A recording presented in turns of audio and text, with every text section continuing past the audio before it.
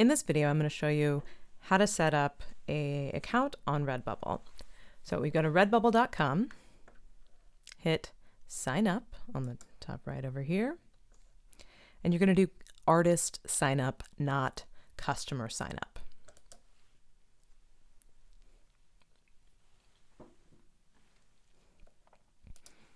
Now here you're going to add your pop-up email. So it'll be pop-up1 or the number of your group at uvm.edu. Your shop name is going to be the name of your business. I'll make a shop for Dear Tomorrow. Dear Tomorrow Swag or Dear Tomorrow Shop. And then the password, you can create a password of your choice. The password needs to be something that you keep secure. The password needs to be held by one person for financial security reasons. So I'm going to do this password. Now, actually, I'm going to sign on to the, I'm going to stop and sign on as if I have already created my account. Now, after you create your account, you're going to want to verify your email address, and then you can log in. Okay, so we're logged in. And here is Redbubble. You'll notice there's plenty of trademark violations. This is not allowed. This is allowed, just Vermont, that's okay. Catamounts, less so. So this is like copyright violation. I don't know who this is that's putting this on, but you know, they're breaking the law. We don't want to break the law. That's important. Log in. Okay, so you can see here that I've already done a little bit of work on this particular account. So you can see when you go to the dashboard, you can see what has been done and what you still need to do. So to create products, you can add your design here, and this is where you need to upload your design. Now, I'm going to go through a couple possibilities for how to design digital artwork. This is not a design class. I hope some of you have a little bit of design or artistic talent that is waiting to be used or developed. But let's see. What should we put? So we can't, I'm looking at random screenshots here. Let me pull up a Dear Tomorrow logo, since I own the rights to that, or at least I know who does.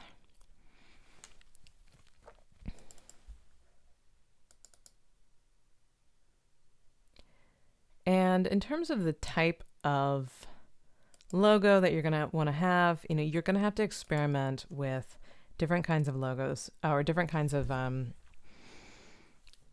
levels of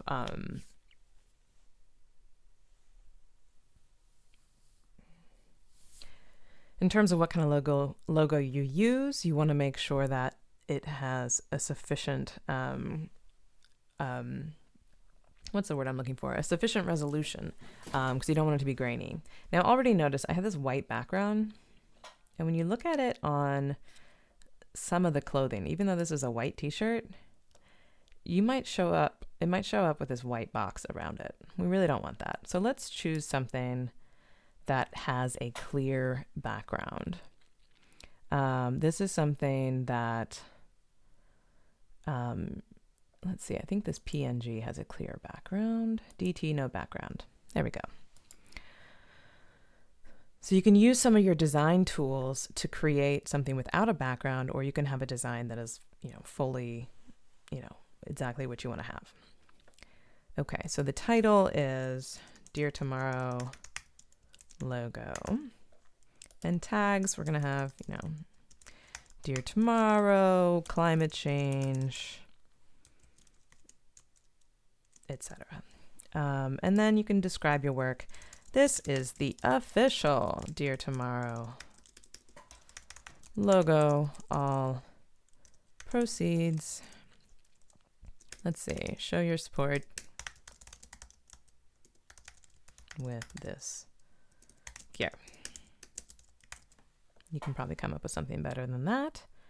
Background color. So this is where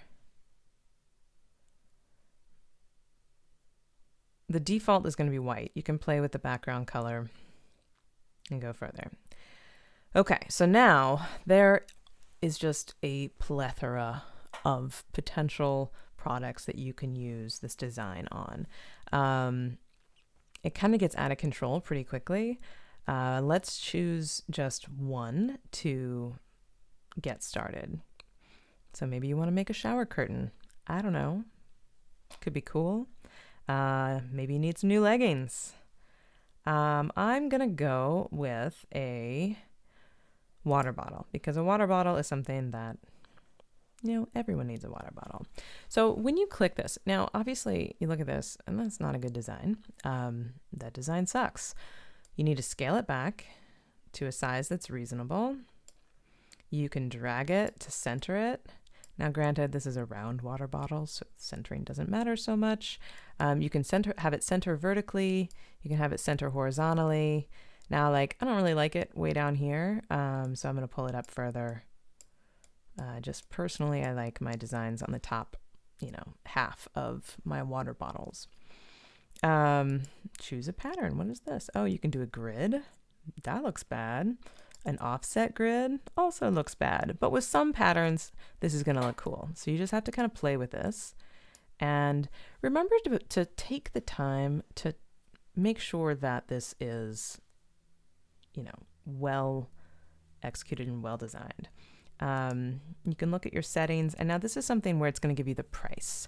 So this is where you decide how much your product is going to be priced at. Play with the markup. So let's just look at 0% markup. If we're going to make zero profits on this, which you don't want to do because we're raising money for nonprofits that you care about, you do want to have a markup. But the base price is $15.73. Seems a little steep for a water bottle, but who am I to judge? Now, I'm going to say I want, not a 500% markup. That's a little excessive. $94 for a water bottle. That'll go well. But I'm going to do a 50% markup because where I'm trying to raise money for this organization, the people who are going to buy this are absolutely going to be the supporters of Dear Tomorrow. No one else is going to want to buy this particular water bottle. Well, at least it's unlikely. And you can do apply changes here. Now, notice that, like, let me go in here. There's all these little handy pieces of, you know, how to design a good product. Now, this is stuff that this is going to tell you a lot of these basics, a lot of these things, like how do I make a transparent background? Okay, here's a video, how to make a background transparent. Sometimes it's going to tell you about how to do it in Photoshop, I believe this is. Yada yada. Video will cover it. Rule of thumb when designing for print. But what you basically want to do is isolate there are alternatives that can create a transparent background. So look around for that. I give a list of different apps to check out. That's a good place to start. Also, Google is your friend. YouTube is definitely your friend. You can just spend some time watching YouTube videos about how to create products on Redbubble or how to create cool t-shirts using apps. You will learn so many things. If you have no idea how to do this and you have no artistic ability, you can still do this because YouTube, you can learn how to do literally anything. Okay, so this gives you some other interesting pieces. Now, like different color fading. Remember that there's some issues here. It might not turn out perfectly. Anyways, so take the time to get the information you need to make sure that you're going to have a high quality product. Okay, now for now, you could see how I might also want to make a tote bag. That seems like on brand for Dear Tomorrow. We could also, I think like aprons and jigsaw puzzles and things like that. Doesn't seem like the sort of thing, but I want you to start off just really with one product. You know, we got scarves, we got travel mugs, we got regular mugs, prints, pouches, pillows. Please don't do throw pillow. Well, you know, maybe you can have throw pillow. I'll leave the sticker on. That seems reasonable. Now, if you go back in here and you edit the sticker, so notice how it says 4 out of 4 enabled. This is giving you 4 different stickers. Now, I don't think we need a transparent sticker. You know, I don't know if we need a glossy sticker. Like, this choice overload can get out of control. I don't know if we really need a magnet. And once again, I'm going to kick up that pricing by 50%, kick up the markup and apply changes. So I'm going to disable all the other products for now. Okay, so now I have a sticker and a water bottle, and everything else is disabled. Now this media, it's, you know, digital art, design, and illustration. Let's see, default product in your shop. So this tells you like which is going to be your default product, because it gives you all these different options for this given design. Now I want to focus on the water bottle. So I'm going to say that's my default product. Anyone can view this. There's no nudity. If there is nudity, adult language, alcohol, drugs, blood, guns, or violence, you shouldn't be posting it anyways because it doesn't meet the pop-up enterprise standards. Now, this is a very important box. I have the right to sell products containing this artwork, including any featured company's name or logo, 2, any featured person's name or face, and 3, any featured words or images created by someone else.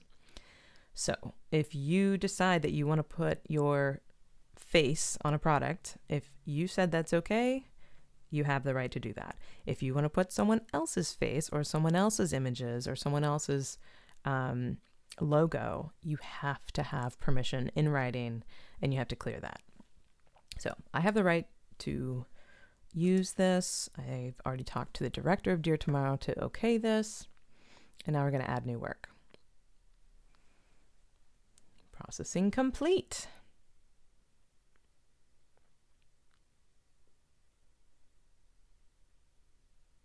Okay, so now this is our, the design is published and we can add another design if we want to. So that's the basic idea of how to add a design. Now, if we want to see what our store looks like, Dear Tomorrow logo by Professor Schramm, and here's 2 products available. Now the sticker, when you get in here, you know, I only allowed a matte finish. That's funny. You could just get the sticker and put it on your own water bottle because that would be more eco-friendly. They have different sizes available. Wow, that's a large sticker. Medium sticker. You get the idea. Small stickers seem to be the most reasonable. Now these reviews, these are all reviews for the sticker. It's not my reviews. Nobody's bought the sticker from me. So here you go. They have bulk discounts as well. That's just automatic. Now let's go ahead and look at my shop. So I already put in this lovely picture of UVM and Lake Champlain. And so this is my profile. Oh, and this is a t-shirt that I made a while ago. And it looks like my other design is not showing up just yet. Or maybe it is showing up.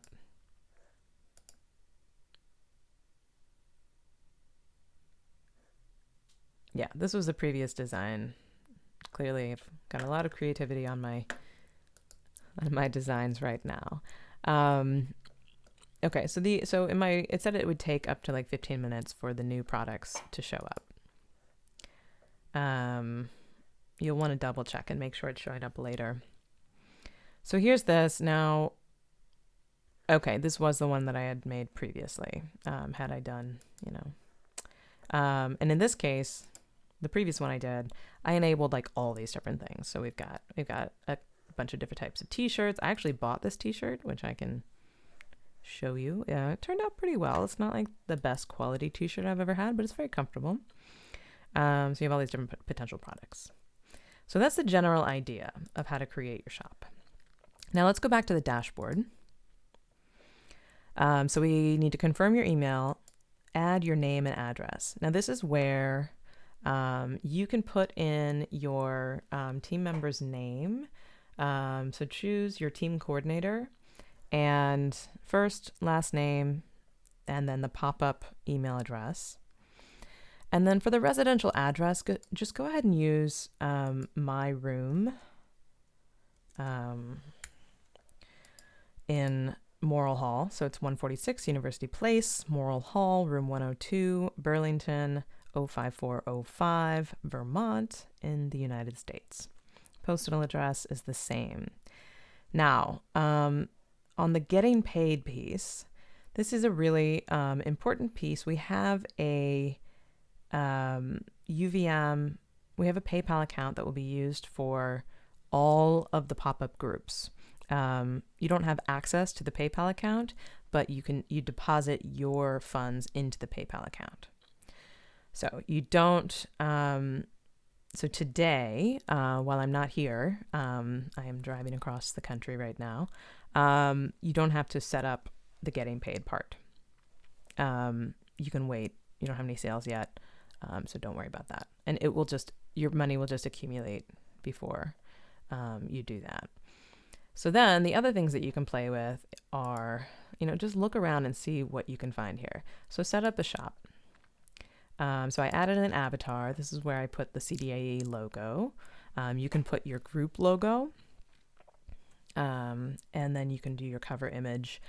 This is something else that you should design. I do want you to spend the time to brand your shop, add your bio, kind of fill this out so it's not, blank. And then you can just click to see what else you've got going on here. Someone bought the shirt. That was me. I did that.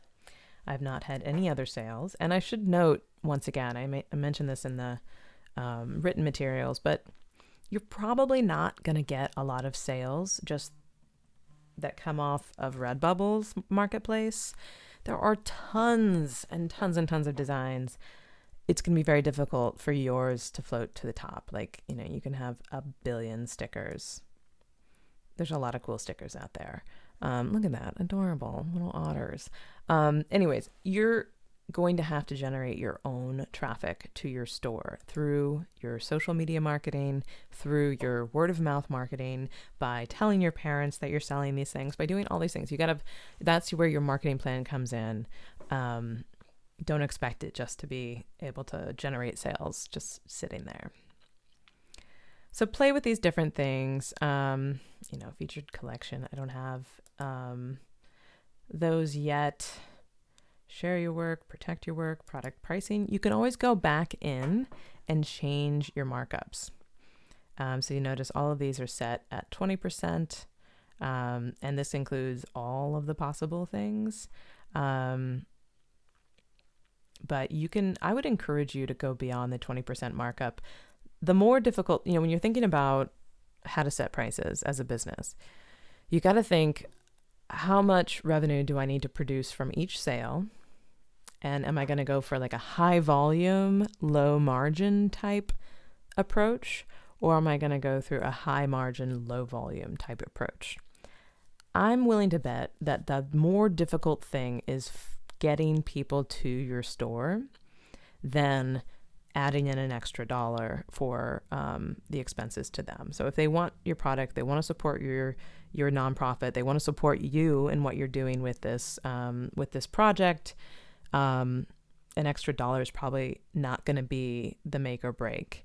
It's more of that customer acquisition cost that is the bigger deal. So you are welcome to set prices however you feel is the best way to go, but keep in mind that that's just my advice. Google Analytics, this is something we're going to come back to because I want you to learn a little bit about how to set up Google Analytics, what it can do. We're not going to get super fancy, but I just want you to be aware of it. It's not as intimidating as it might seem. Sales history, you can,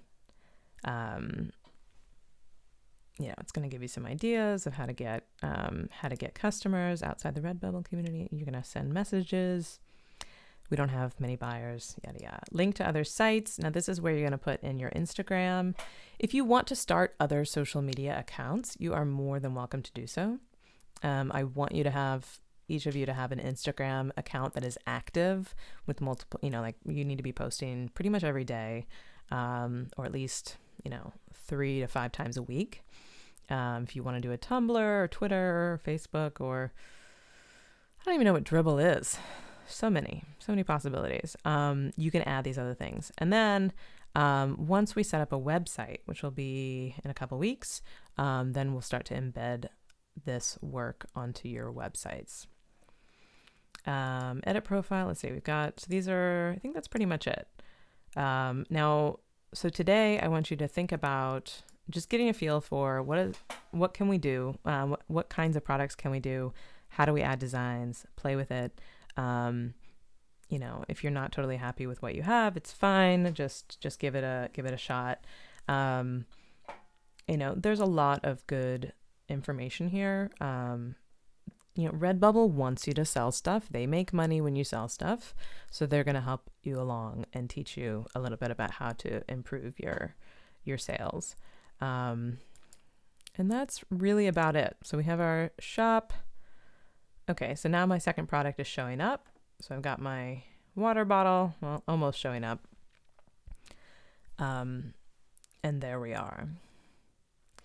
There it is. Lovely water bottle. I think I'd like to buy that water bottle. I lost my last water bottle. I always lose my water bottles. Okay, so by the end of the day today, I want you guys all to set up your shop and post one product. Even if it's something that you don't really intend to use in the long run, I want you to just try it out. You can always take it down later, and it's just kind of like a draft. Once you set up one product, you'll get a better idea for what you need, what kind of files you need to create, what kinds of products you can use, what looks good on different pieces here. So that's it. Hopefully I will be coming in with, I'll be able to be present for questions during class via my phone, and I can answer any questions then. Otherwise, shoot me an email, and I will respond as soon as I can.